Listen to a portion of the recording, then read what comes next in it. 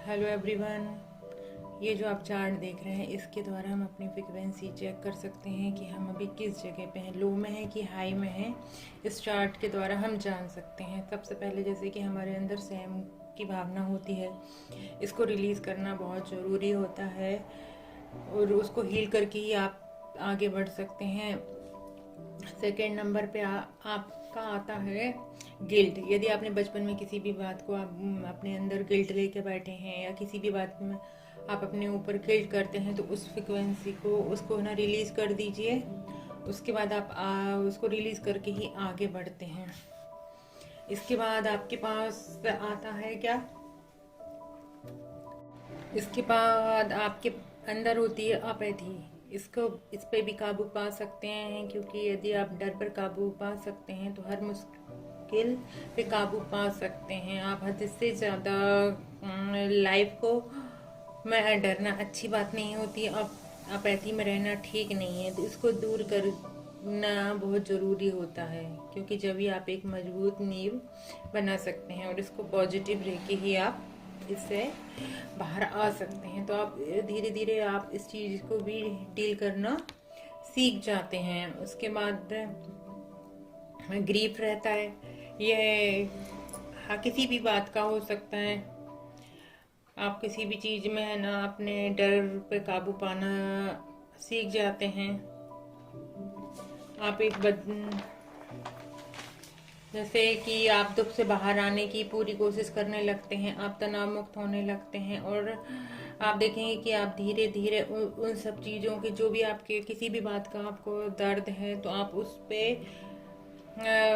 दर्द को आप समझने लगते हैं कि मेरी लाइफ में ये दर्द क्यों है, तो आप उससे आगे बढ़ते हैं, उसको हील करते हैं। धीरे धीरे आपके वो पूरे उस चीज़ से आप बाहर आने लगते हैं। फिर आपके अंदर जो भी डर होता है आप अपने डर पे काबू पाते हैं, क्योंकि डर एक ऐसी चीज़ है कि इंसान को केवल डराती है, क्योंकि भय के आगे जीत है। तो जिस टाइम आप अपने अंदर के सारे भय, किसी भी चीज़ का भय को ख़त्म करते हैं तो उसके ऊपर आप पूरे तरीके से आप अपने डर पे भी यहाँ तक आके काबू पा लेते हैं जब आप 100 पे आ जाते हैं। उसके बाद आपके अंदर की जो भी डिज़ायर रहती हैं, आपकी इच्छा, जो भी आपकी इच्छाएं रहती हैं, तो होता क्या है, हम अपनी इस लाइफ में पुरानी लाइफ से लेकर अभी तक हमारी कितनी इच्छाएं, कितनी डिज़ायर रहती है हमारे अंदर, पर आप धीरे धीरे आप समझने लगते हैं कि ये सब डिज़ायर आप यानी उनको क्यों पाना चाहते हैं। आपको यहाँ की अपनी डिज़ायरों की एक लिस्ट समझ में आती है कि आप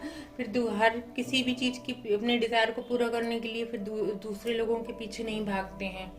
जब तक आपके अंदर है ना डिज़ायर को समझने की एक क्वालिटी आ जाती है और आप फिर उसमें समझते हैं कि मुझे अपने लिए क्या ज़रूरी है, ना कि आप दूसरों अपने किसी भी चीज़ के डिज़ायर को लेके दुनिया के पीछे घूमना बंद कर देते हैं। आप अपनी इच्छाओं को अपने अंदर ही जो सही होती है उन्हीं को रखते हैं, बाकी आप अपनी डिज़ायर यहाँ पर आके ख़त्म करने लगते हैं। आपके अंदर जो भी एंगर का इशू है आपके अंदर, ये आपकी चाइल्डहुड से आता है और आपकी या फिर सोसाइटी या फिर फैमिली को लेके, तो आप यहाँ पर आके अपने उस चीज़ को भी आप समझने लगते हैं और ये भी आपका रिलीज हो जाता है। फिर आपके अंदर जो भी प्राउड रहता है, प्राउड की, तो उसको भी आप अपने अंदर उस चीज़ को भी ख़त्म करने लगते हैं, क्योंकि आपने आपका एक स्टेटस लेके आप आगे बढ़ते हैं सोसाइटी के सामने, जिसमें आपको एक प्राउड आ जाता है। किसी भी चीज़ का हो सकता है, आपको पैसों का हो सकता है, आपको प्राउड अपनी खूबसूरती का हो सकता है, आपको किसी भी, मगर आप जब इन सब चीज़ों को समझने लगते हैं कि मैं एक सोल हूँ, तो इससे भी आप डील करना सीख जाते हैं, ऊपर उठ जाते हैं आप। उसके बाद आप में एक करेज आने लगता है। आप जब इस फ्रिक्वेंसी से आप जब ऊपर उठते हैं तो आप में एक ना करेज की भावना आ जाती है, एक साहस की भावना आ जाती है।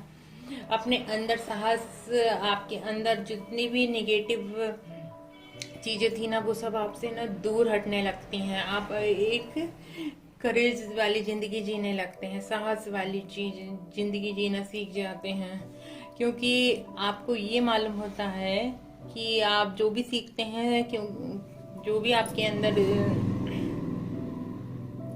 रहता है निगेटिव चीजें, वो सब आपकी जो भी गलतियां रहती हैं, यहाँ तक आकर आप बहुत कुछ सीख जाते हैं, करेज में रहना सीख जाते हैं।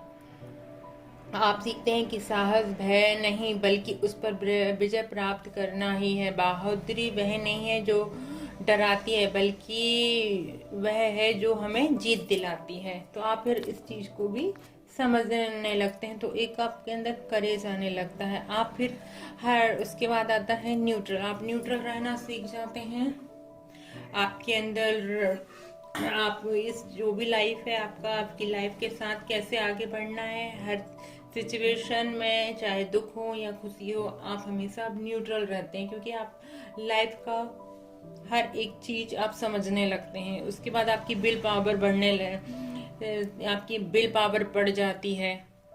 आपके सोचने समझने की शक्ति बहुत ज्यादा पावरफुल हो जाती है। यहाँ तक आने के बाद आप हर चीज को फिर एक्सेप्ट करने लगते कि हाँ, ये सिचुएशन मेरे साथ क्यों हुई है, इसका क्या कारण है। आप हर चीज अपने अंदर ही खोजने लगते हैं, ना कि आपको बाहर कुछ भी ढूंढने की जरूरत पड़ती है। फिर उसके बाद आप यहाँ पर एक बहुत अच्छे लेवल पे, हाई लेवल पे आ जाते हैं। आपकी वाइब्रेशन बहुत हो जाती है। आप सबको एक अनकंडीशनल लव देने लगते हैं, खुद को, क्योंकि जब तक इंसान खुद को प्यार नहीं करेगा, यहाँ आके आप सबसे पहले अपने को लव करते हैं और पूरी सारी दुनिया को अनकंडीशनल लव देने लगते हैं, जिसमें आपका कोई भी स्वार्थ नहीं छुपा होता है। आप सब मिलेंगे जुलेंगे, मगर आपको एक उनसे एक आपकी स्वार्थ की भावना यहाँ आके सब समाप्त हो जाती है। आप हर चीज में फिर खुश रहना सीख जाते हैं, जॉयफुल रहना सीख जाते हैं। एक आपका माइंडसेट पीसफुल में हो जाता है कि हर सिचुएशन में आप बहुत अच्छे से सेटल होना सीख जाते हैं।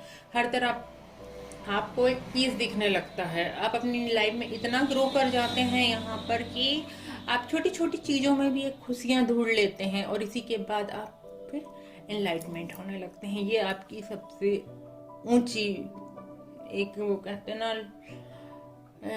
वो उपाधि पा लेते हैं कि जब आपके अंदर ही एक लाइट जो अंदर होती है वो ही पूरी दुनिया में छाती है। तो ये आपकी इस तरीके से लो से लेके हाई तक आपकी ये चार्ट चलती है, और इसी के अनुसार ही हमारे चीजें डिसाइड होती, जो भी हमारे अंदर होता है वो हम बाहर ही करने लगते हैं। Thank you everyone.